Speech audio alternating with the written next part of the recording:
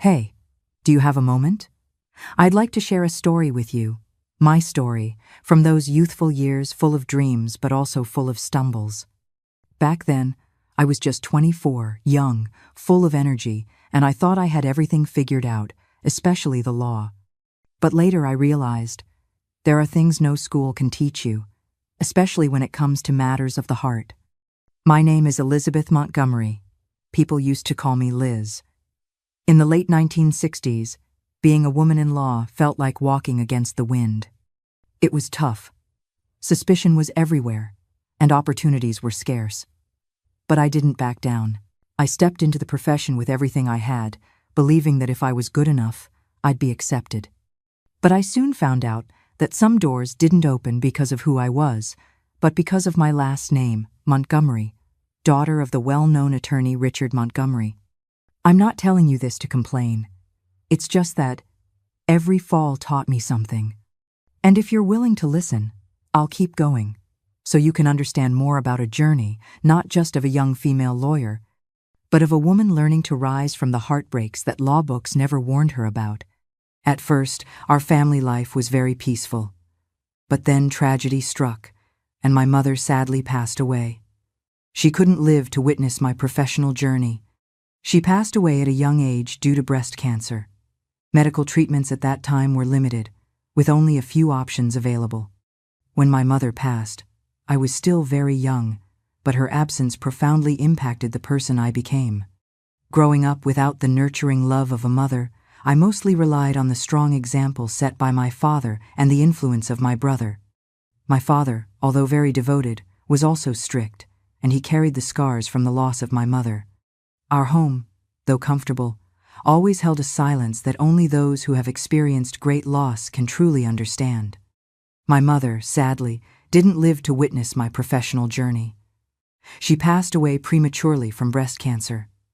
Medical treatments were limited back then, leaving few options. I was still young when this happened, but her absence profoundly shaped the woman I became. Growing up without maternal tenderness, I relied heavily on my father's strong example and even my brother's influence. My father remained dedicated but serious, also bearing scars from my mother's loss. Our home, though comfortable, always held that distinctive silence only those who've experienced profound loss truly understand. I vividly recall entering that imposing building each day, determined to be more than just another professional. I wanted to transform lives, to make meaningful differences for those seeking my help. Civil law became my passion as I encountered people lost in personal turmoil, desperately searching for someone to guide them toward peace. These struggles resonated deeply, giving purpose to my exhausting schedule. Yet no one prepared me for the personal sacrifices this career would demand. My dedication to work gradually isolated me from meaningful personal connections. While watching friends marry and build families, I remained buried in case files and legal briefs. Journey back with me, and I'll reveal how everything began. But I must emphasize being a lawyer didn't shield me from life's deceptions. If my 85 years have taught me anything, it's that no degree protects us from the heart's vulnerabilities. In 1969, I embodied youthful idealism, believing I understood legal intricacies perfectly, yet remained utterly naive about matters of the heart. A painful lesson awaited me. Curiously, despite sharing a home with my father, we rarely connected meaningfully. Professional demands consumed us both, though in different spheres. He specialized in corporate law at another firm, creating an unintentional barrier between us. Our evenings together consisted of brief exchanges before retreating to separate spaces. Affection existed between us, certainly, but accompanied by a palpable distance. I also had an older brother, David, who had established his own family with his wife, Sarah, in another city. David had always been the more tranquil sibling, naturally drawn to domestic life and aspiration he achieved with relative ease. Their occasional family visits brought welcome vitality to our household, though such gatherings remained infrequent due to our demanding schedules. Stay with me now, because what I'm about to share will astonish you. I remember vividly my first encounter with Andrew. It happened purely by chance during one hectic morning. Having rushed from the office, desperately needing caffeine, I hurried into the Starbucks on the corner. Distracted by cascading thoughts, I absent-mindedly grabbed the first coffee cup from the counter and turned to leave, except it wasn't my order. A calm, slightly amused voice stopped me. "I believe you've taken mine." When I turned around, I found myself captivated by the most striking eyes I'd ever seen. Their blue depth seemed to penetrate beyond superficial facades, as if reading my innermost thoughts. More surprising than his arresting gaze was his reaction to my mystique rather than showing irritation. His lips curved into a gentle smile, as if our mix-up were the most natural occurrence. The way he regarded me felt refreshingly different. It wasn't the evaluative stare I'd grown accustomed to from men trying to place me in professional hierarchies. Instead, he seemed genuinely interested in me as a person, leaving me uncharacteristically flustered. After years of navigating interactions with status-conscious colleagues fixated on titles and positions, Andrew's unassuming warmth caught me completely off guard. Later, when he mentioned he worked as a photographer for Life magazine, I found myself intrigued. His approach to life carried a refreshing simplicity, more focused on experiencing the world than proving himself within it. When we shared laughter over our coffee confusion, I experienced a momentary liberation from the constant weight of responsibility. In his presence, life suddenly felt lighter and less complicated. Though deeply immersed in my legal career at that time, barely noticing the world beyond case files, Andrew effortlessly reminded me that life extended beyond courtrooms and legal briefs. Our accidental meeting, sparked by a simple mistake, a smile, and a lingering glance, marked the beginning of something that would permanently alter my carefully structured existence. Our relationship evolved with both natural ease and unexpected depth. Following our initial coffee shop encounter, Andrew surprised me with an unusual proposition. "Would you let me photograph you sometime?" No obligations, completely complimentary. Though I laughed initially, thinking he couldn't be serious, I soon realized his genuine intent. While he thrived as a Life magazine photographer, I had never considered myself photogenic. My demanding legal schedule, filled with deadlines and casework, made such creative pursuits seem almost frivolous. Yet something about Andrew inspired me to step outside my rigidly professional mindset. His light-hearted approach to life, treating each moment as something to be savored rather than merely endured, gradually softened my resistance. Eventually, I consented. During our first photography session in a sunlit park, I discovered something unexpected about myself. Andrew's playful banter and gentle humor elicited genuine smiles I hadn't experienced in years. This stood in stark contrast to my typically tense, focused demeanor at work. Through his camera lens, he captured fleeting moments of authentic joy and unguarded expression. Each photograph seemed to invite me further from the protective shell my professional life had constructed around me. Curiously, Andrew began changing too. Despite his previously intensive work ethic, he started allowing himself more leisure and relaxation. We appeared to be influencing each other, creating a balanced dynamic between us.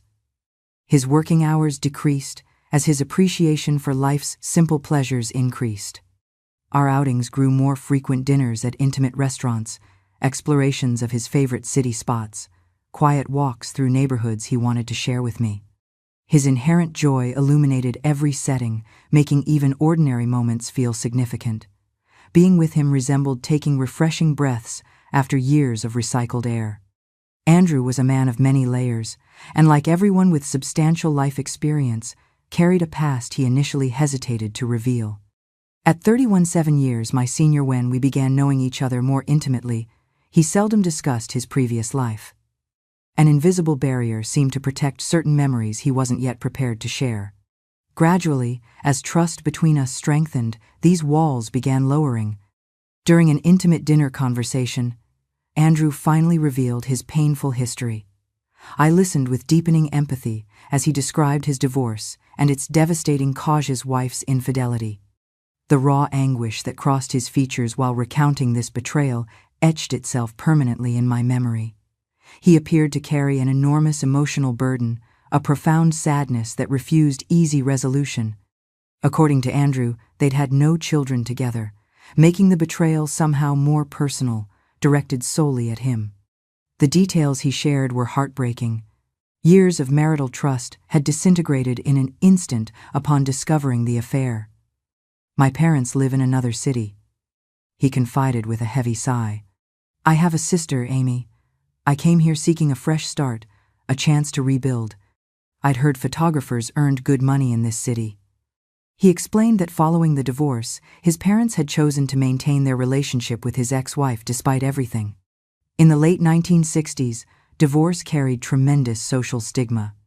His parents, concerned about family reputation and social standing, supported his ex-wife to avoid divorce-associated scandal, preferring to maintain appearances of family unity. Their betrayal extended beyond this practical choice. They also believed I acted hastily in ending the marriage, Andrew explained. To them, divorce represented personal failure and weakness. Rather than supporting my decision, they distanced themselves, making my transition even more isolating and painful. As I absorbed these revelations, I felt overwhelming compassion. Andrew suddenly appeared so vulnerable, abandoned, not only through marital betrayal but by his own family. I longed to somehow fill the emptiness these devastating events had carved within him. Andrew had relocated hoping for renewal. Though his sister Amy remained loyal, she continued living with their parents, maintaining strong family ties despite everything. What impressed me most was Andrew's courage, his ability to confront this dark chapter and still open himself to building something authentic and beautiful with me. Our relationship progressed steadily towards serious commitment, eventually reaching the milestone of Andrew meeting my father. I anticipated this moment with nervous energy, knowing my father's judgment carried significant weight in my decisions.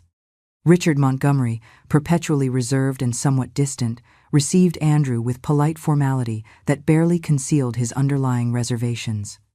What I immediately noticed was my father's skeptical assessment of Andrea, wariness that extended beyond Andrew's divorced status. Something in my father's expression conveyed deeper discomfort I couldn't immediately identify.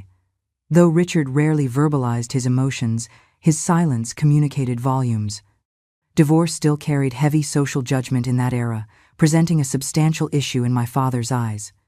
Beyond this, he seemed troubled by Andrew's complicated background coming so close to his daughter's carefully constructed life. Nevertheless, despite his unspoken disapproval, Richard permitted our relationship to continue. Within a year, Andrew and I decided to marry. Our profound mutual love outweighed imperfect circumstances, leading us to choose a simple courthouse ceremony that reflected both our situation and desire for discretion. Andrew's parents remained absent, a reality I accepted though I understood it wasn't ideal. Despite my encouragement, Andrew remained firmly opposed to inviting them. It was during our wedding day that I finally met Amy, Andrew's sister, whom he had invited. This meeting brought unexpected comfort. Amy's charm and humor reminded me of Andrew himself, suggesting authentic family connection. Amy's presence offered me a new perspective on Andrew's family background, creating a sense of welcome I hadn't previously experienced. Following our modest ceremony, we escaped to a serene beach for our honeymoon. Surrounded by calm waters and pristine sand, we settled into a simple but cozy cottage just steps from the shore. Here, I experienced physical intimacy for the first time. Everything was new to me. I was an inexperienced young woman raised with traditional values, while Andrew, having been married before, understood these matters. Despite my initial nervousness, our first night together proved wonderfully tender. Afterward, we could barely make eye contact without blushing, that sweet, delicious embarrassment unique to newlyweds, especially meaningful for me as I discovered this dimension of adult life. The honeymoon days unfolded in an atmosphere of profound love and passionate discovery, bringing unprecedented happiness and emotional revelation. Looking back now with the clarity of hindsight, I marvel at my naivety. I never imagined that this seemingly devoted, attentive man would ultimately betray me so completely. Not even in my darkest nightmares could I have envisioned someone capable of such deception. We believe we truly know someone, don't we? Yet life sometimes delivers cruel surprises. The very man who made me feel so cherished and exceptional eventually revealed himself as someone entirely different from my perception. Early in our marriage, we moved into a small apartment in New York's Upper East Side. I had accumulated savings through my legal career, and my father generously contributed the remaining funds needed for the purchase. Andrew, by contrast, possessed limited financial resources, having divided most assets with his ex-wife during their divorce. His financial circumstances remained somewhat precarious. Though I understood that Photography for Life magazine provided moderate income, this never concerned me. What truly mattered was building our life together, regardless of material considerations. As time passed, we adapted comfortably to our new living situation. Though simple, the apartment represented something preciouser: shared space. This gave me profound security and contentment. I believed I had found both my place in the world and my life's companion. The weeks following our wedding overflowed with joy as we established routines together, balancing professional obligations with personal connection. While I continued my legal career and Andrew pursued his photography, our free time became precious territory for deepening our relationship. We grew increasingly comfortable with each other, enjoying casual walks, occasional cinema outings, or quiet evenings of conversation at home. Andrew would often share his daily photographs while I recounted interesting cases. Having someone with whom to share these experiences brought unexpected richness to my previously work-centered existence. Weekends became special occasions for elaborate home-cooked meals or visits to my father. Richard seemed gradually more accepting of our marriage, occasionally even sharing light-hearted moments with Andrew. Everything appeared perfectly aligned until the evening Andrew returned home visibly troubled. "Liz, I need to discuss something important," he began, tension evident in his voice. "What is it?" I asked, my heart accelerating with concern. "It's about Amy," he explained. "She's experiencing serious difficulties. Her boyfriend has become violent, and she urgently needs safe accommodation. She's fleeing from him. He's been harassing our parents daily, making their situation untenable." Shock coursed through me. "How horrible! Of course she can stay with us." "Are you certain?" Andrew asked, visible relief softening his features. "Absolutely, she's family. We support each other in crisis." The following day, Amy moved into our guest room. Andrew mentioned taking her to the police station beforehand to file a complaint against her abusive ex-boyfriend. When I saw Amy, I barely recognized the vibrant woman from our wedding. Bruises marked her face and arms, and profound exhaustion darkened her expression. "Hello, Amy," I greeted her, attempting to project warmth and optimism. "I'm deeply sorry about your situation. Please know you're completely safe here." Amy offered a faint smile. "Thank you, Liz. Your kindness means everything right now." "My dear, I couldn't possibly have anticipated how dramatically this decision to help Amy would transform our lives. I simply wanted to do what seemed right, supporting a family member during crisis. What would you have done in my position? Would you have welcomed your sister-in-law during her difficult circumstances, despite being newly married? Or would you have encouraged her to find alternative solutions?"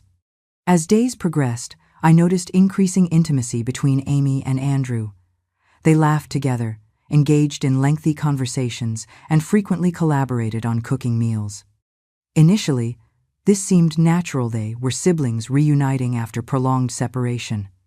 I appreciated seeing their strong connection.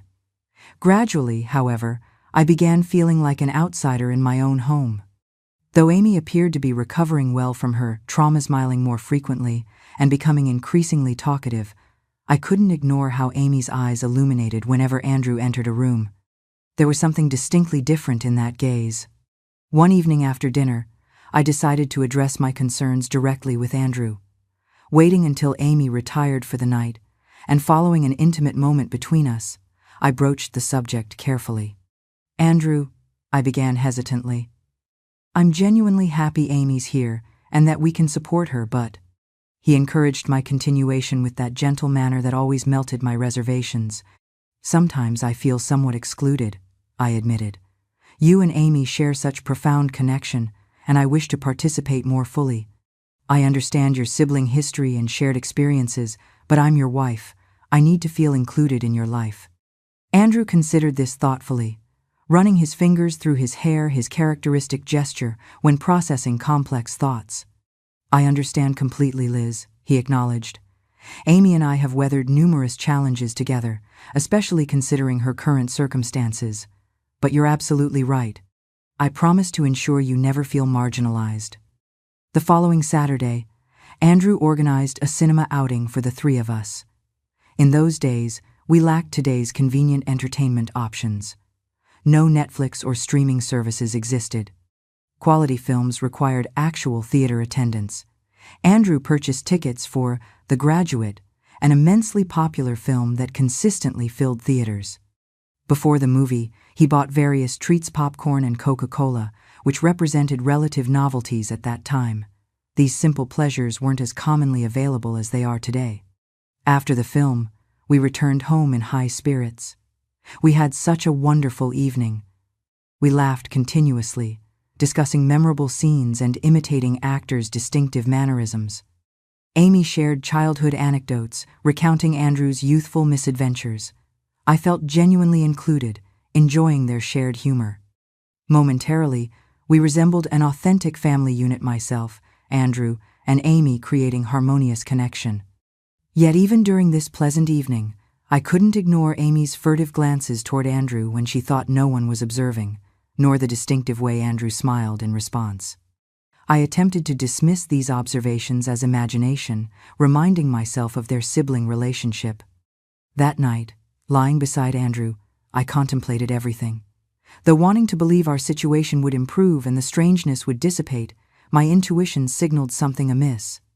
If only I had known what awaited us. Then impulsively, without careful consideration, I turned toward Andrew with unexpected directness. Andrew, Amy needs to find her own accommodation. She can't remain here indefinitely. You understand, don't you? The moment these words escaped, I felt immediate regret settle in my stomach. I hadn't intended such bluntness, but couldn't retract what I'd said. Andrew remained silent momentarily while tension accumulated between us. Finally, he turned toward me. Liz, Amy continues, recovering, this seems premature for discussion. Though acknowledging his point, something within me refused to abandon the subject. I understand that, truly, but she's been here considerable time, and I've been wondering. She isn't employed or seeking work. Shouldn't she begin establishing independence? I don't want to address this directly with her. That's your responsibility, as her brother. Andrew sighed heavily. Let's postpone this conversation, all right? I'm extraordinarily tired. Andrew had previously been consistently attentive physically, seeking intimacy regardless of circumstance. 7 during my menstrual cycles. This aspect of our relationship had always made me feel desired and cherished. But that night, following my comments about Amy, he simply turned away, leaving me staring at the ceiling, battling conflicting emotions of guilt and confusion. Though recognizing I'd broached a sensitive topic, I couldn't suppress my concerns. Sleep eluded me that night, as countless thoughts circulated through my mind. I began suspecting Amy might be taking advantage of our hospitality, comfortably establishing herself without apparent intention of moving forward independently. The more I contemplated this possibility, the more disturbed I became. Amy had resided with us considerable time without demonstrating efforts towards self-sufficiency. Didn't she realize her presence was affecting our marriage? I simply wanted clarity. During subsequent months, my workload intensified dramatically, resulting in Andrew and Amy spending increasingly extended time together. This further heightened my suspicions. They seemed to share inexplicable connection that I couldn't comprehend, and the brief moments I spent at home were filled with mysterious whispers and abrupt silences. They appeared to harbor secrets from which I was deliberately excluded. Frequently, when I entered rooms, their conversations ceased immediately, suggesting my interruption of significant discussion. Another peculiar behavior intensified my concerns. Amy consistently used the public telephone booth near the local bakery rather than our home phone. She claimed these calls connected her with her parents, which raised immediate questions in my mind. Why not use our perfectly functional home telephone? Amy's insistence on using public facilities for these regular conversations seemed illogical and suspicious. I frequently observed Amy returning from these calls looking anxious and preoccupied. Andrew invariably inquired about these conversations, receiving merely "fine" as response before Amy changed subjects entirely.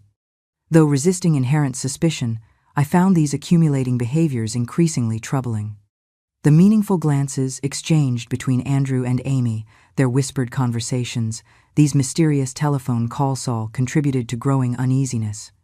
Despite attempting to rationalize these observations as misinterpretations, the persistent discomfort in my stomach wouldn't subside. Working extensive hours, I primarily saw Andrew during evenings when his physical demands distracted me from addressing the underlying situation. Before I could properly process my concerns, another night arrived, continuing the unsettling pattern. During a rare work break, I confided in my trusted friend, Samantha Jefferson. "I'm completely bewildered, Samantha. This persistent feeling haunts me constantly," I admitted while stirring my coffee absently. Samantha's expression reflected immediate concern. "What exactly troubles you, Liz?" "It's regarding Amy. She's lived with us for months now. I genuinely want to help, but something feels fundamentally wrong. I can't articulate it precisely," I explained between cautious sips of coffee. After contemplative silence, Samantha asked, "Have you discussed this with Andrew?" I nodded affirmatively. "Yes, but he dismisses my concerns as imagination. Perhaps he's right." Leaning closer, Samantha lowered her voice confidentially. "If you truly want peace of mind, I have a police contact. He could verify whether Amy actually filed any abuse report." This suggestion tempted me despite ethical reservations. "Do you think that's appropriate?" I hesitate to violate her trust. Samantha shrugged pragmatically. "This is strictly for your reassurance. If records exist, you'll confirm her truthfulness. If nothing appears, your concerns merit serious attention." Though momentarily hesitant, I eventually agreed. "Oh, my dear, the impulsive actions jealousy sometimes drives us toward. We occasionally make regrettable decisions under its influence. Let me continue this heartbreaking narrative." Several days later, Samantha approached me with unmistakable gravity in her expression. "Liz, no abuse report exists under Amy's name," she stated solemnly. I felt my heart plummet. "Are you absolutely certain?" Samantha nodded decisively, her expression grave. "My contact verified twice. Nothing exists." Feeling thrust into nightmarish reality, I returned home with racing thoughts. Though immediately wanting to confront Amy, I chose measured approach. Understanding the dangerous territory I navigated, my predominant thought remained the devastating possibility of deliberate deception. If only I'd anticipated the consequences my suspicions would unleash. That evening during dinner, I cautiously introduced the subject. "Amy," I began carefully, "I have a friend specializing in domestic violence cases. She's offered assistance should you wish to pursue legal action against your ex-boyfriend or simply discuss your experience." Amy appeared momentarily surprised. "That's extraordinarily kind, Liz, but I prefer moving forward without revisiting that painful chapter. Considerable time has passed." "Reporting such incidents remains crucial," I persisted, maintaining direct eye contact, both for your protection and potentially other women's safety. Amy visibly tensed. "I understand that perspective, but this remains my personal decision. I won't revisit those experiences." The conversation concluded there, but my suspicions intensified. During subsequent weeks, I observed their interactions with heightened attention. I noticed the meaningful glances exchanged between them, their nonverbal communication patterns, and Amy's continued mysterious phone calls always followed by agitated behavior. One afternoon, while searching for documentation in our home office, I discovered a photograph. While Andrew's photography naturally filled our home with diverse images, this particular picture immediately registered as profoundly different. This older photograph captured Amy and Andrew in distinctly non-sibling intimacy, Amy seated sideways across Andrew's lap. They appeared considerably younger, possibly teenagers. My heart pounded violently as I examined this evidence. My hands trembled holding the photograph, suddenly feeling my entire world inverting instantaneously. At that moment, all my suspicions, all those strange glances I'd observed, crystallized into horrifying coherence. Though resisting the evident truth, undeniable evidence confronted me directly. What actions could I take? How could I possibly face them with this knowledge? My dear, this marked the beginning of the end. Don't leave now, the situation is about to dramatically intensify. Life's complexities sometimes exceed our comprehension, don't they? We believe we understand people completely, yet occasionally discover shocking truths. I determined to undertake something risky, pretending to embark on business travel while actually investigating what occurred in my home during my absence. I'm not proud of this deception, but desperation drove my actions. Having formulated my plan, I informed Andrew and Amy about a supposed business trip to Chicago lasting several days. It's an essential meeting requiring my presence, I explained with forced normalcy. Andrew accepted this explanation, wishing me safe journey while dramatically claiming he might perish from missing me excessively. Amy similarly offered good wishes, though something indefinable lurked behind her expression. I responded while concealing my internal turmoil. My heartbeat accelerated with anxiety. Though recognizing my deceptive behavior, I perceived no alternative strategy. The following morning, I packed modest luggage and proceeded to the bus station. Instead of boarding any bus, however, I hired a taxi to transport me to a nearby motel. This modest establishment maintained cleanliness despite its simplicity. The proprietress, Mrs. Zoe, demonstrated exceptional kindness. Though likely noticing my agitation, she refrained from questioning my unusual circumstances. I spent that day wandering through familiar streets, meticulously planning my surprise return home. Each passing minute stretched interminably. My imagination continuously constructed scenarios potentially unfolding at home, intensifying my anxiety exponentially. Had I known what awaited my discovery, perhaps ignorance would have proven preferable. But we cannot reverse time, can we? What's done remains irrevocable, and my discoveries that night permanently altered my existence. As darkness descended, knowing Andrew typically returned from work at predictable hours, I instructed my taxi driver to stop 1 block from my residence. Proceeding cautiously on foot, I observed illuminated windows indicating their presence in the living room. With extreme stealth, I utilized my key to enter through the rear entrance. Continuing on tiptoe toward the bedroom, I confronted an unimaginable scene. Andrew and Amy lay completely naked together. Had I arrived moments earlier, I would have witnessed their intimate act itself. More shocking still, Andrew casually smoked a cigarette as though nothing extraordinary had occurred, particularly surprising since he had never smoked in my presence. The betrayal's pain overwhelmed me completely. "Your own sister!" I screamed involuntarily.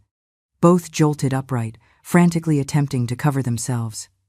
Andrew shouted my name while leaping from bed, insisting misinterpretation. "Is that so?" I responded through tears. "Because it appears precisely as I perceive it." Amy, clutching bedsheets for modesty, pleaded for explanation opportunity. "Explain?" I exclaimed incredulously. "How could you possibly justify this situation?" Andrew inhaled deeply, while extinguishing his cigarette. Then came the most devastating revelation. Amy wasn't his sister at all, but rather his wife. Can you imagine hearing such words? Consider my shock upon this revelation. My dear, life sometimes demonstrates unimaginable cruelty. At that moment, I experienced complete devastation. My thoughts scattered chaotically. The photograph, their unusual closeness, their secretive behavior, everything, suddenly achieved terrible clarity. "You've deceived me completely all this time? What do you mean, your wife?" I demanded, struggling to comprehend the magnitude of betrayal.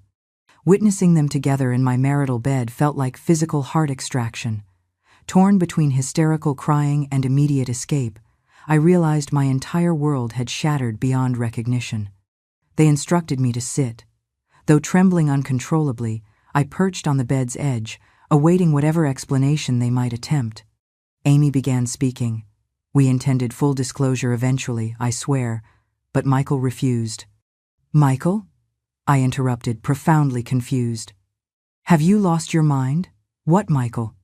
Then came his astonishing revelation.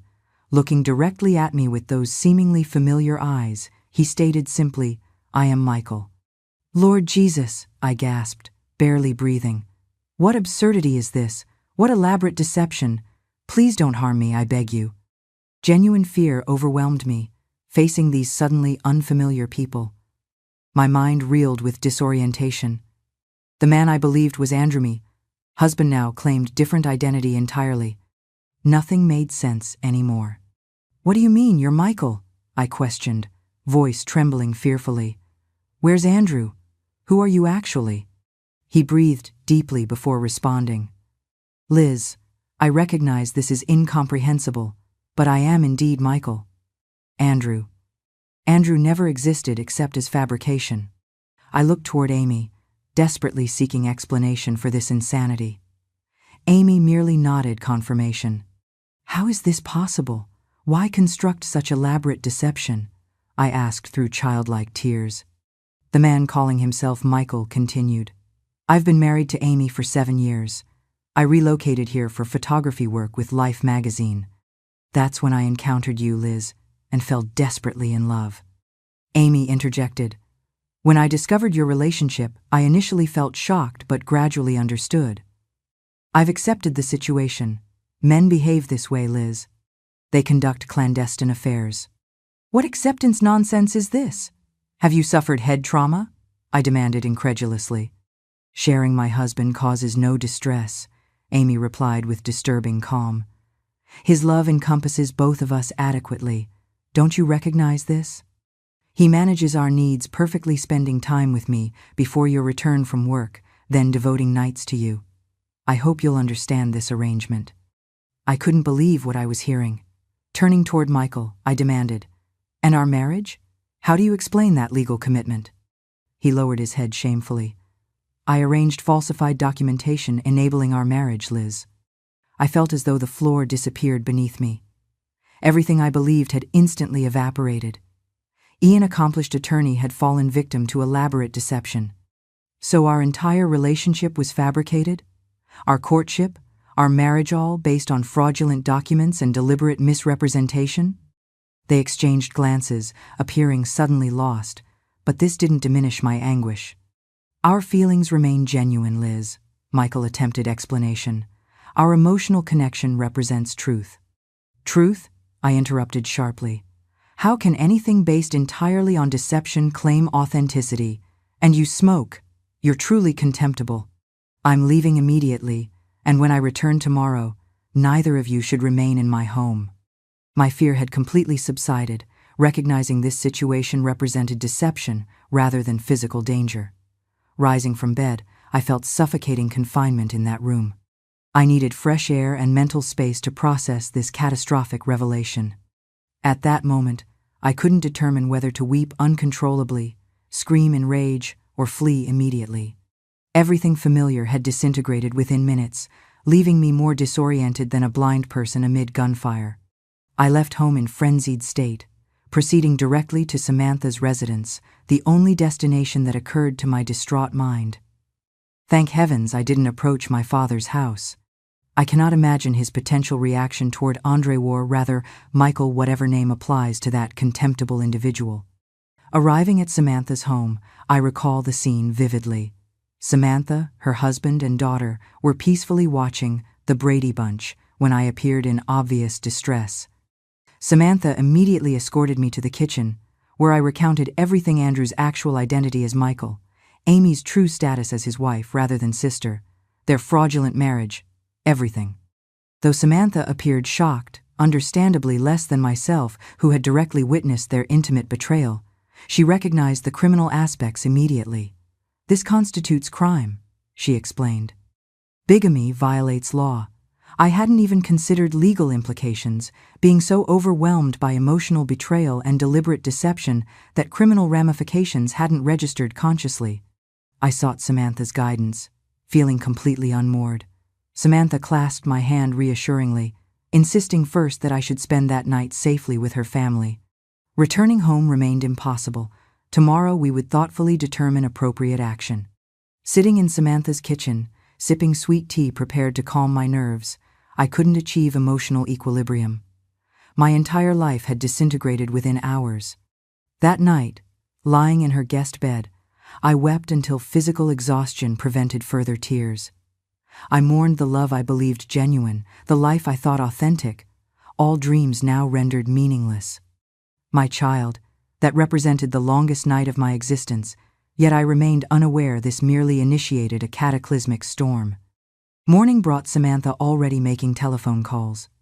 Her exceptional criminal law expertise, similar to my father's specialization, proved invaluable, though I remained reluctant to involve my father immediately in these humiliating circumstances.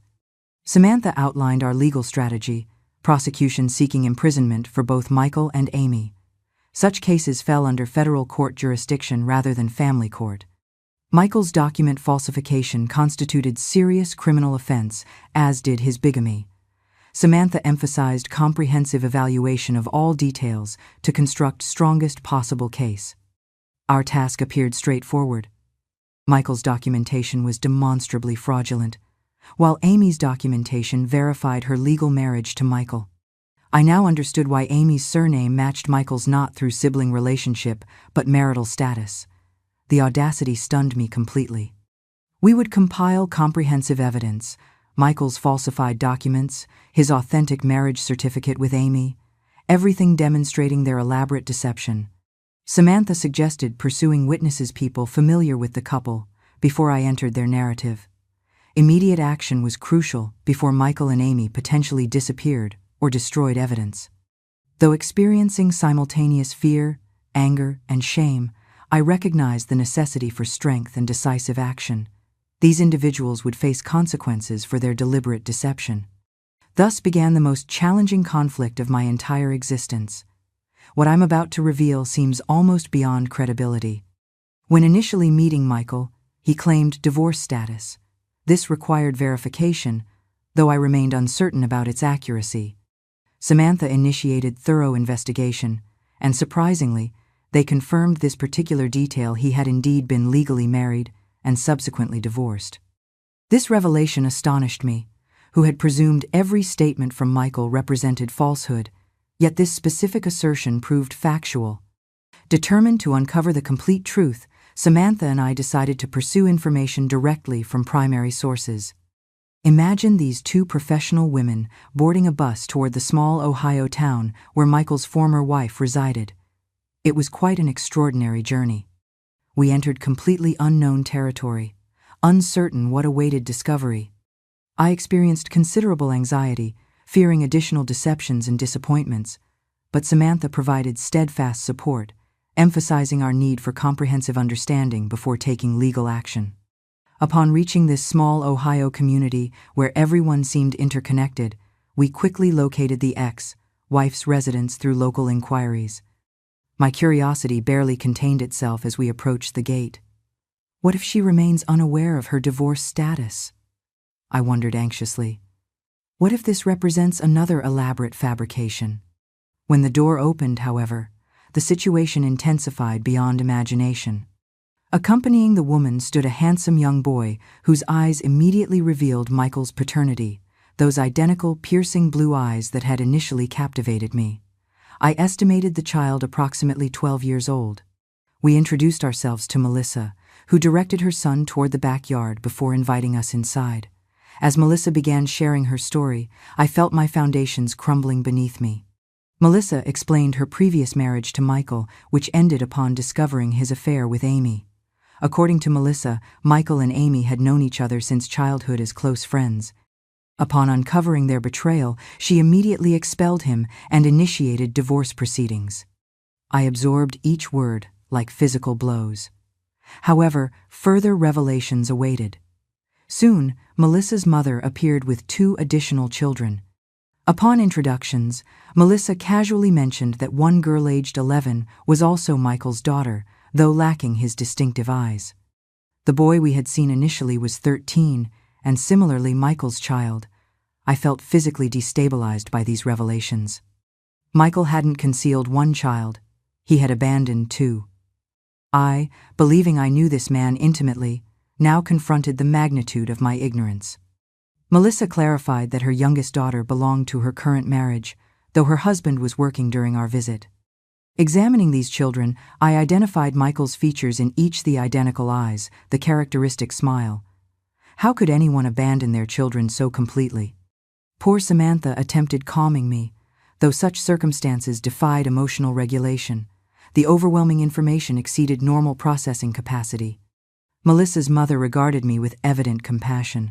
I suspected she had witnessed this scenario previously. Mothers remain eternally loyal, I reflected. She never abandoned her daughter throughout these trials. I found myself thinking about my father, to whom I still lacked courage to reveal these humiliating circumstances. Subsequently, I contemplated life's unpredictability, how existence can transform instantaneously. I had discovered that my supposed husband was not only already married, but maintained an entire family whose existence I hadn't suspected.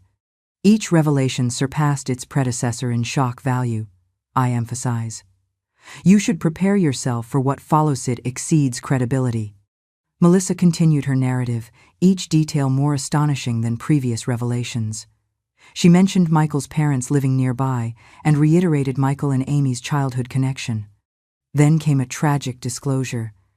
Amy's parents, Mary and Christopher, had perished in a nighttime house fire. They had managed to rescue 5-year-old Amy, but her 7-year-old brother Mark couldn't escape. Such heartbreaking circumstances, I murmured. My heart ached contemplating such tragedy. Melissa further explained that Michael's parents had been godparents to Amy's family and assumed guardianship following the catastrophe. Consequently, Michael and Amy grew up essentially as siblings, maintaining exceptionally close bonds. After adulthood, Michael met and married Melissa, though she consistently noticed his unusual closeness with Amy and frequently expressed concern. Michael dismissed her observations as imaginary. Eventually, Amy appeared claiming conflict with her godparents and requested temporary accommodation. Melissa, believing herself performing charitable action, agreed without hesitation. Subsequently, Melissa's mother discovered Michael and Amy in flagrantly intimate circumstances in Melissa's marital bed. When she shared this, I recalled, I was utterly scandalized. Her poor mother nearly suffered cardiac arrest from shock and required hospitalization. Melissa immediately expelled both from her home upon learning this betrayal. Their daughter Rachel was merely 2 years old at that time. I sat absorbing these revelations, genuinely uncertain how to process such extraordinary information. Michael, whom I believed my husband, possessed this elaborate history I couldn't have imagined. Amy, whom he had represented as his sister, was actually his childhood friend with whom he had betrayed Melissa. Every aspect of this narrative exceeded its predecessor in outrageous deception, I stated emphatically. I contemplated how extensively we can coexist with someone yet never truly know them. I discovered that my supposed husband maintained an entirely separate existence unknown to me. Astonishingly, this narrative continued unfolding. Melissa seemed inexhaustibly forthcoming. Melissa looked directly at me and continued, You should know, Miss Montgomery, Amy eventually became pregnant through their relationship. This news nearly toppled me physically, but Melissa continued relentlessly. Michael's parents ultimately received them into their home. These poor individuals experienced profound shock when Melissa revealed the entire situation to her former in-laws. Yet what alternatives existed? He remained their son, and they similarly cherished Amy. Accepting their relationship became inevitable. Melissa described how Michael and Amy established residence with his parents, openly acknowledged as husband and wife, following finalization of Melissa's divorce. Their marriage proceeded shortly thereafter. I never anticipated his capacity for such comprehensive betrayal, Melissa reflected sadly. He appeared genuinely devoted to me. Our relationship seemed harmonious in every aspect, including physical intimacy. I found myself thinking, this contemptible individual demonstrates insatiable tendencies. Imagine deceiving numerous individuals simultaneously, maintaining multiple relationships and families concurrently. My thoughts spiraled chaotically. Michael, whom I believed my husband, not only possessed this extensive history with Melissa, but had impregnated Amy and subsequently married her. Yet he had persuaded me that Amy was his sister. Each component of this situation exceeded rational comprehension, I emphasized. I felt transported into melodramatic television, those elaborately convoluted narratives filled with unexpected developments. I could only contemplate how completely one can be deceived.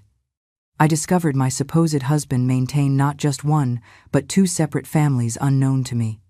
Apparently, he managed all these relationships simultaneously. Audacity. And remarkably, further revelations awaited. Melissa continued her disclosure. Melissa mentioned a daughter born to Michael and Amy. Subsequently, Amy conceived again. Imagine our expressions, I recalled. Samantha and I appeared so thoroughly shocked that my cardiovascular function seemed miraculous under such circumstances. Every statement Melissa uttered resembled physical assault. The narrative continued expanding. Melissa added, "My former mother-in-law demonstrates exceptional kindness. She regularly visits her grandchildren here." She explained that Michael's father no longer participated in these visits, though the children regularly visited their grandfather, who similarly showed genuine affection. Generally, all Michael's children maintained positive relationships despite these extraordinary circumstances. Imagine his audacity in convincing me Amy represented his sister when she actually constituted his other wife and mother to his additional children. Each revelation seemed increasingly implausible. I emphasized, how could they reside in my home while abandoning their children? The situation exceeded my worst imaginings. My gracious heavens! I observed Samantha beside me, witnessing her widened eyes reflecting equal astonishment. Neither knew whether laughter, tears, screaming, or immediate departure represented appropriate response to such unprecedented circumstances. Subsequently, Samantha and I shared the fraudulent marriage narrative with Melissa. "You should have witnessed her expression," I recalled. She appeared horrified, declaring Michael's behavior compulsively deceitful. Melissa and her mother Teresa offered slight consolation. "Fortunately, you discovered this deception promptly, within your first marital year, avoiding pregnancy with this contemptible individual." They suggested I possessed advantageous position, an absurd concept given my circumstances. Their conversation continued extensively before we requested Melissa's court testimony against Michael and Amy, assisting their imprisonment. She agreed immediately, adding, "I possess numerous photographs documenting their relationship. Michael consistently photographed everything since adolescence." These materials constituted substantial evidence, supplemented by divorce documentation and additional proof for judicial presentation. I experienced simultaneous relief and renewed anger relief regarding available evidence ensuring their imprisonment, anger concerning each new revelation demonstrating the magnitude of deception I had experienced. Samantha, demonstrating characteristic practicality, documented everything meticulously in her notebook: names, dates, potential evidence. Looking directly at me, she stated confidently, "Liz, we will expose their elaborate deception completely." I contemplated life's remarkable unpredictability. There I sat in a stranger's kitchen, planning legal prosecution of my supposed husband. Melissa added compassionately, "Should you require additional assistance, please contact me." Having experienced these circumstances, I understand their profound difficulty. We departed with extensive photographic and documentary evidence. Melissa guided us by foot to Michael's parents' residence nearby, merely 2 blocks distant. Indicating the house from the corner, she provided their names before departing. We announced our presence before a pleasant residence, surprisingly spacious, attractively painted, with well-maintained gardens. Michael's father, George Wilson, emerged. We introduced ourselves and initiated conversation directly at the entrance. Initially, he refrained from inviting us inside, but after we mentioned his son, he glanced anxiously around before quickly ushering us indoors. Entering the living room, we soon encountered his mother, Eleanor Wilson. There, I recalled, I identified Michael's genetic source regarding those captivating eyes. The resemblance appeared striking. The living room demonstrated meticulous organization, filled with photographic displays. Images documented Michael's entire development, some including Amy, others featuring the children. I observed everything while contemplating life's peculiar ironies.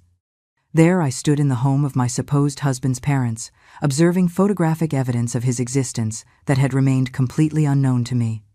Michael's father, Mr. George, appeared visibly anxious. His mother, Mrs. Eleanor, demonstrating exceptional kindness, invited us to sit. Samantha and I exchanged uncertain glances, hesitant regarding appropriate introduction to such challenging conversation. How does one inform parents their son represents a pathological liar and bigamist? Eventually, I summoned courage and began. "Mr. George, Mrs. Eleanor, we've come regarding your son." The elderly man blanched noticeably. I suspected he anticipated negative disclosure. At that moment, I recalled, I experienced profound heartache. Before me stood the parents of the man who had devastated my life, yet they appeared ordinary individuals, exhibiting fear comparable to mine. We proceeded describing our recent visit with Melissa. After uninterrupted disclosure, these standing individuals collapsed into seats as if physically burdened. They alternated between nodding agreement and shaking heads in negation. My heart fractured witnessing their devastated expressions. Though recognizing the necessity, I found their distress profoundly affecting. Poor Mrs. Eleanor began pleading, "Please don't imprison my son. He couldn't endure incarceration. For divine mercy's sake." At that moment, I admit, I felt completely conflicted. I looked helplessly toward Samantha, uncertain how to proceed, and found myself similarly weeping. Watching this elderly mother's desperate supplication affected me unexpectedly profoundly. Subsequently, they confirmed Melissa's narrative and mentioned Michael's children playing nearby, expected momentarily for lunch. Imagine the situation. I marveled. There I stood, potentially moments from encountering the children belonging to the couple who had recently masqueraded as siblings within my home.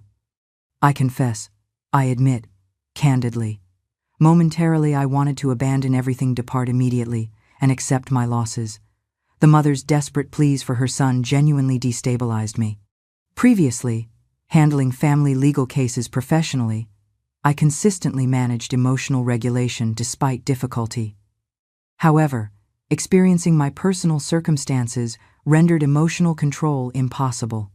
I never anticipated such comprehensive deception. Samantha, observing my emotional condition, clasped my hand and whispered supportively, "Liz, I recognize the difficulty, but remember his actions. We cannot permit this situation without consequences." Michael's father sat in his armchair, head lowered despondently. Raising his eyes, he stated, "We anticipated eventual discovery. We attempted reasoning with him, but Michael consistently demonstrated stubborn resistance to advice." Mrs. Eleanor, through tears, added, "We love our son but acknowledge his wrongdoing.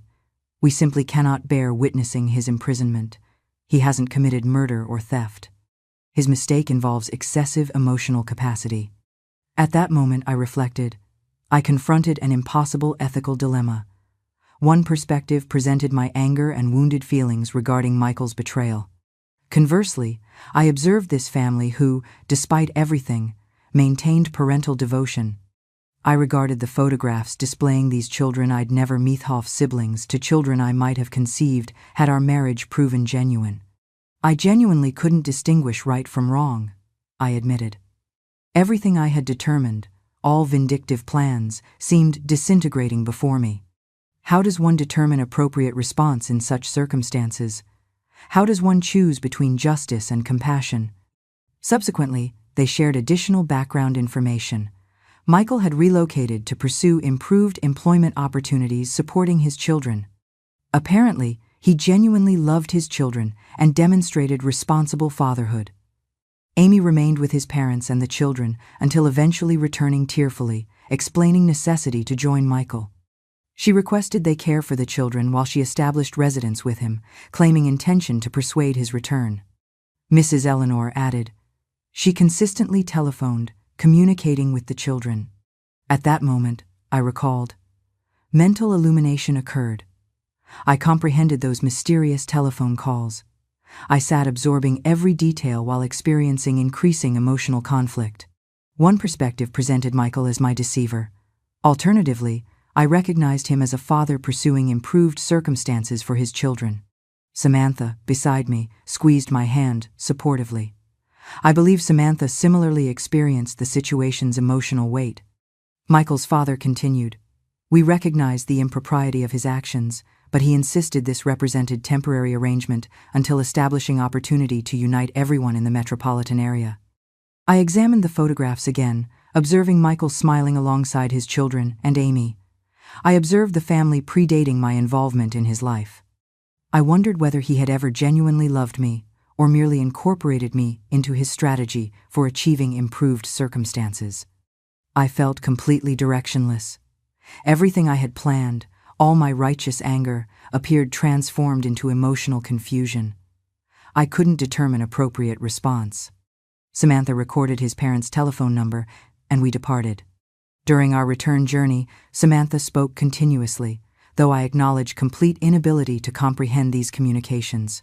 My thoughts remained elsewhere. Returning home following these revelations proved extraordinarily difficult. Everything reminded me of their deception. I simultaneously wished to escape this environment and wondered about Michael and Amy's whereabouts. Both had vanished. I avoided work. My telephone rang persistently. When finally answering, Michael's voice greeted me. He requested forgiveness while stating inability to regret his actions due to loving both Amy and me deeply. "You cannot imagine his outrageous proposal," I exclaimed indignantly. With unmitigated audacity, he suggested, "Liz, I acknowledge my deception was wrong, but I genuinely love both you and Amy. I cannot choose between you. Why not attempt cohabitation? Tell me truthfully you love me, don't you? This may seem irrational now, Liz, but please consider it favorably." I found myself speechless with astonishment. This man actually proposed polyamorous cohabitation as if representing conventional arrangement. I screamed into the telephone, "Have you lost your mind, Michael? How could you imagine I'd accept such preposterous arrangement?" He continued speaking placatingly. "Consider carefully, Liz. Amy has already accepted this arrangement. We could establish expansive, harmonious family, including you, myself, Amy, and the children." My mother explained everything following my telephone call. Mother encouraged me to present this proposal requesting abandonment of legal prosecution. At that moment, I recalled, I experienced unprecedented rage. How could Amy have already acquiesced? And incorporating the children? He contemplated relocating his entire family into my residence. I couldn't tolerate additional absurdity. I terminated the call abruptly and departed immediately, proceeding directly to my father's office. Upon arrival, though my father appeared characteristically overcommitted professionally, observing my tear-stained appearance, he immediately instructed his secretary to cancel all appointments. Imagine that, I marveled. My father perpetually occupied abandoning all professional obligations for my benefit. We proceeded to his residence. I settled on the living room sofa, the same furniture where I had played during childhood, and disclosed everything. I experienced profound embarrassment, I admitted, yet proceeded nevertheless.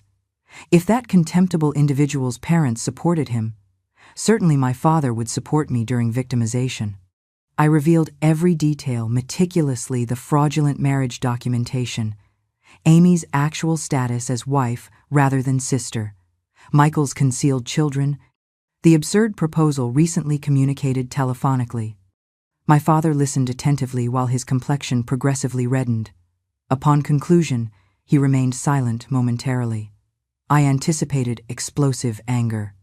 Instead, he embraced me with paternal protectiveness, reminiscent of childhood storm-related fears. "My daughter," he said tenderly, "please forgive me. I should have investigated this individual more thoroughly before your marriage." I began weeping again, moved by my characteristically stern father requesting forgiveness. He continued reassuringly, "Don't worry, we'll resolve this situation. That reprehensible individual won't escape consequences." My father initiated telephone calls to numerous contacts: attorneys, law enforcement officials. Within an hour, numerous professionals were addressing the case. I observed my father's decisive action and experienced security for the first time since this upheaval began. He looked directly at me and stated with absolute conviction, "Liz, you're my daughter. No one harms you without accountability." At that moment, I reflected, I recognized my substantial support network. My father stood alongside me, as did Samantha, alongside numerous individuals prepared to assist. I contemplated life's remarkable unpredictability. There I sat, having returned to my father's home, experiencing childlike vulnerability while simultaneously recognizing necessity for strength and decisive action. Time passed before our court appearance. Confronting everyone proved challenging and unquestionably humiliating situation for me. Samantha represented me with elegant confidence. Michael and Amy appeared with public defender representation, resembling trapped rodents awaiting predatory fate. When the judge commenced speaking, I felt my heart palpitating violently. He stated with judicial formality, "Considering the presented evidence, this court finds defendants guilty of specified charges. Michael Wilson stands convicted of public document falsification, fraudulent document utilization, and bigamy. Amy Wilson stands convicted of complicity regarding public document falsification and fraudulent document utilization." When the judge concluded speaking, I recalled, I nearly lost consciousness. Samantha supported me physically while providing water. The judge continued, "Considering these crimes' gravity, each defendant's role, respective criminal histories, and comprehensive case circumstances, this court sentences Michael Wilson to 7 years incarceration and Amy Wilson to 4 years incarceration." He explained that penalties accumulated, representing combined punishment for multiple offenses. He further clarified that Amy received reduced sentence reflecting her status as accomplice rather than primary perpetrator. They possessed no effective defense against the accumulated evidence. All documentation and testimonies overwhelmingly established their guilt. Though their attorney attempted limited arguments supporting reduced sentencing, these proved ineffective. I observed Michael's imploring gaze but deliberately avoided eye contact. Nothing could ameliorate his actions. When departing court, my father embraced me reassuringly and stated, "It's completed, my daughter. Justice prevailed." I stood motionless on the courthouse steps, observing their removal in handcuffs. I experienced simultaneous relief and sadness relief regarding final resolution, sadness concerning everything that had occurred, and all lives affected by this madness. At that moment, I recalled, I recognized a chapter of my life had concluded. Overcoming these circumstances wouldn't prove simple, but at least now I could attempt reconstruction, knowing truth had emerged and justice prevailed. Following these events, I returned home experiencing such profound emptiness that physical pain resulted. I determined returning to my father's residence represented preferable option. It felt like returning to life's beginning, I explained. Single, as if nothing had occurred, since my marriage never legally existed. My father and I reduced our professional commitments and increased shared time. He treated me markedly differently than previous, demonstrating increased affection and frequent smiles. I believe this situation helped him recognize life's brevity and preciousness. We even visited my brother's family. Traveling together proved enjoyable. We utilized subway transportation. I spent significant time with my nephews. "Such delightful children," I exclaimed. Watching them playing carefree reminded me that goodness persists throughout life. I even experienced slight envy regarding my brother's circumstances. He and his wife Sarah maintained such profound connection. I recognized he represented completely different character than Michael. Despite everything, I continued seeking masculine virtue. Regarding my apartment previously shared with the man I knew as Andrew or Michael, I arranged rental occupancy.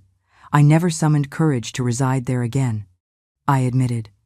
Every corner reminded me of deception and betrayal. The walls seemed to retain every secret I wished forgotten. Concerning my feelings toward Michael, I acknowledge extended recovery period. Even following his comprehensive betrayal and recognizing his habitual deception, I occasionally found myself contemplating him, recalling pleasant moments, shared laughter, future plans we'd discussed. Sometimes, awakening during night, momentary forgetfulness occurred before reality returned like physical assault. Recovery required considerable time, I emphasized. Extensive time passed before I could reflect on these experiences without experiencing that characteristic chest pain, that combination of anger and residual affection. But eventually, I learned living authentically again, smiling genuinely rather than pretending, making plans without fear. My father provided essential emotional support during this period. We engaged in extensive conversations, sometimes continuing until daybreak. He shared youthful experiences previously undisclosed. One day, I overheard my father's telephone conversation. He expressed pride regarding my resilience and courageous confrontation of these challenges. At that moment, I recalled, I experienced profound internal peace. After extended struggle, I had finally rediscovered my authentic self. Several years following these events, when I had reached 29, I met Peter Hamiltona, newly appointed attorney at my firm. An extraordinary individual, I described him. I experienced genuine love again, and, eventually, we married. Our union proved exceptionally fulfilling, incorporating everything marriage should represent. Peter belonged to financially advantaged family. We established residence in beautiful home dramatically different from my previous residence with Michael. This spacious house featured magnificent gardens. Sometimes I would observe our home with disbelief regarding my good fortune. Most remarkably, after many years, I successfully conceived my first child, Frank. I had reached 34 years age.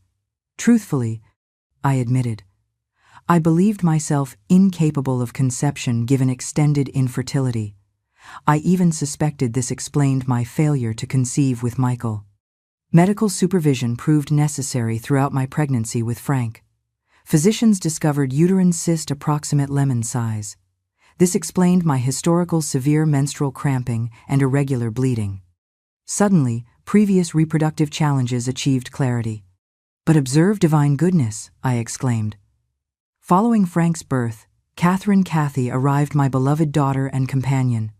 This represented genuine miracle. I scarcely believed the physician's announcement regarding my second pregnancy. Regarding grandchildren, I proudly claim 5. 3 belonged to Frank. That boy certainly demonstrated remarkable fertility. I laughed. Every visit to his wife revealed advanced pregnancy. The remaining 2 belonged to Kathy, who conceived later in life. Sometimes, I sit quietly and reflect on the astonishing unpredictability of life. There were moments when I thought I would never find true happiness or have a real family of my own. And yet, here I am with a wonderful husband, 2 children who are the greatest pride of my life, and 5 little grandchildren who warm my heart every day like tiny glowing lights. That's life, isn't it? Sometimes we're soaring high, other times we hit rock bottom. It's constantly changing, and no one can predict what lies ahead. But I believe the most important thing is to always hold on to faith in the good and trust in life's loving design. No matter what happens, things always seem to fall into place eventually, in a way we may not fully understand at first. Thank you for listening to my little story. If you enjoy calm and heartfelt reflections like this, please subscribe to the channel so we can continue sharing more moments together.